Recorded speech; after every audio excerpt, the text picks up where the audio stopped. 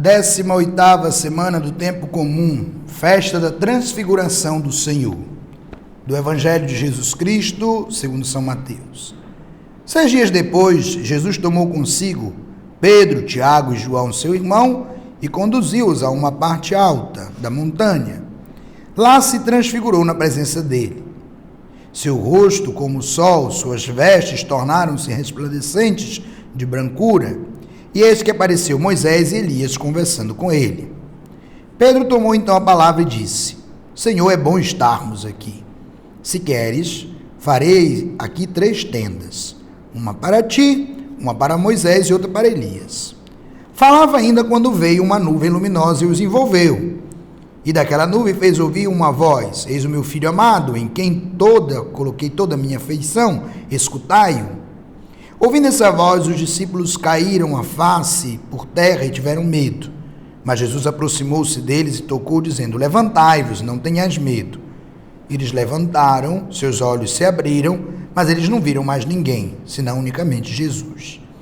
Enquanto desciam, Jesus lhe fez esta proibição: Não conteis a ninguém o que vistes até o Filho do Homem ressuscite dos mortos. Em seguida, os discípulos o interrogaram: Por que dizem os escribas que Elias deve voltar primeiro?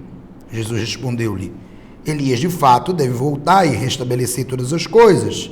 Mas eu vos digo que Elias já veio, mas não o conheceis. Antes fizeram com ele quanto quiseram. Do mesmo modo farão sofrer o Filho do Homem. Os discípulos compreenderam então que ele lhes falava de João Batista. Amados irmãos e irmãs, Cristo faz nos evangelhos, mas de maneira especial em Mateus, 3 anúncios da paixão. Fala que deve ir a Jerusalém, ser entregue aos mestres, aos sumos sacerdotes e irá ser morto, por causa daquilo que anuncia, por causa do reino de Deus. Os discípulos, certamente, olhando sua esperança de reino em Cristo, não querem que isso aconteça, jamais aconteça isso. Nos narra o capítulo 8 do mesmo evangelista Mateus. Cristo até repreende Pedro por causa disso, mas faz a sua revelação. Para que os discípulos tenham a certeza da ressurreição, Cristo mostra toda a sua glória no alto do monte. Moisés e Elias, como símbolo máximos da graça da que se esperava da ressurreição, estão ali como testemunhas. As testemunhas da ressurreição manifestam a profundidade da graça que Cristo quer fazer no mundo.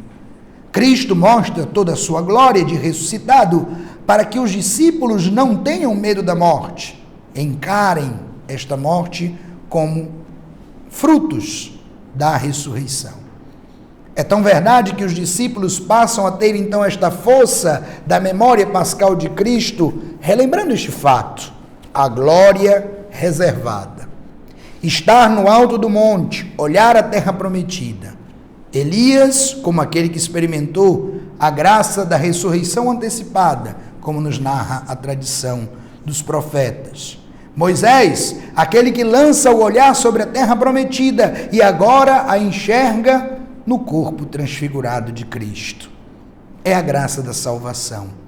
É a festa da certeza de que a vida eterna, aquilo que é imutável, invencível, incorruptível, a graça maior de todos os tempos, se recebe através de Jesus Cristo.